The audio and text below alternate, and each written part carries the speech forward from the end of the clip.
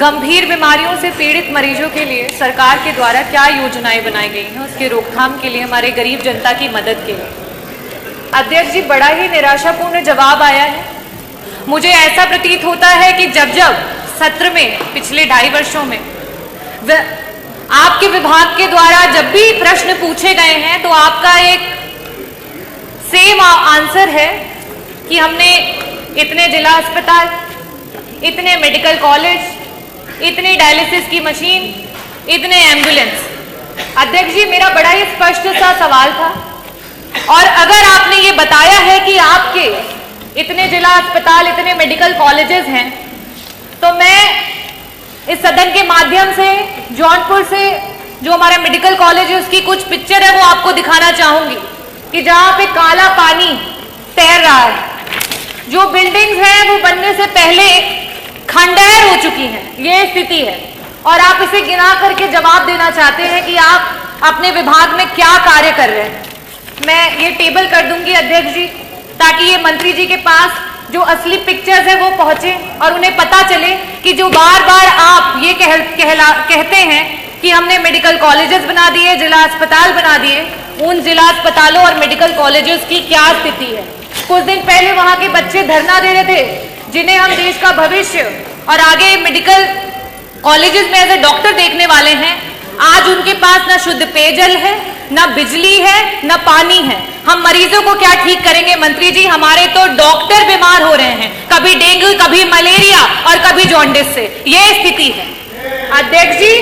It is really shame for the UP health minister and the department of health ministry. और आज central में तीसरे tenure के बाद भी अगर मेडिकल कॉलेजेस की ये स्थिति है, definitely a shame for this सरकार कि आप इस तरीके की स्थिति ला करके रखी है आपने।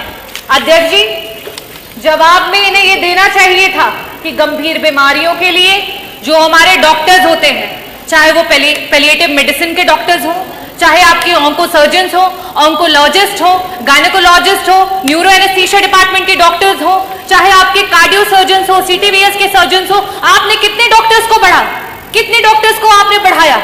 आज पेशेंट्स के अनुपात में आपके पास कितने आईसीयू के बेड्स हैं, कितने वेंटिलेटर्स हैं? अगर ये जवाब आता तो वाकई मुझे लगता कि आपके विभाग को कोई जानकारी है और सही में आप सरकार की और जनता के लोगों के लिए कुछ काम कर रहे हैं। अध्यक्ष जी, मैं वापस से अपने प्रश्नों पे आऊंगी कि मंत्री जी, सिर्फ और सिर्फ आपसे 2 प्रश्न हैं और उसके उत्तर गोल गोल ना घुमा करके सीधी तरीके से बस बता दीजिए कि आज उत्तर प्रदेश कैंसर जैसी बीमारी में देश में टॉप कर रहा है। ये प्रदेश आज इस समय वर्तमान में 2024 में हमारे पास कैंसर के 16 लाख मरीज हैं और हर वर्ष 2 लाख मरीज आपके बढ़ते चले जा रहे हैं।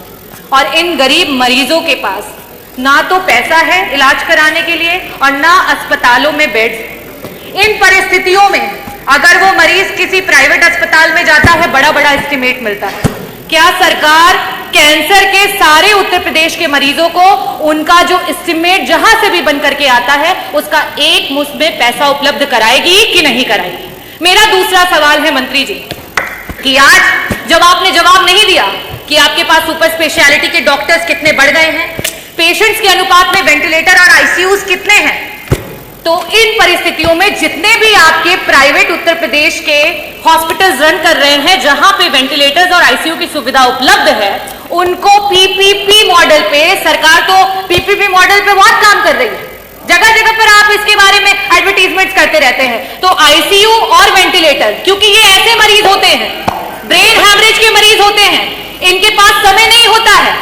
मंत्री जी, अगर एक्सीडेंट हो गया, आज बीपी बढ़ गया और ब्रेन हैमरेज हो गया तो तुरंत उसका ऑपरेशन होना है, लेकिन उनके पास पैसा नहीं होता ना वेंटिलेटर पे देने के लिए, ना उन वेंटिलेटर्स पे रहने के बाद। तो मैं आपसे अनुरोध करना चाहूंगी कि पीपीपी मॉडल पे जितने भी हमारे प्राइवेट हॉस्पिटल्स हैं उनको ऐड करते हुए हमारे मरीजों को मुफ्त में इलाज और समय पर इलाज दिलाने के लिए क्या सरकार काम करेगी? बहुत बहुत धन्यवाद।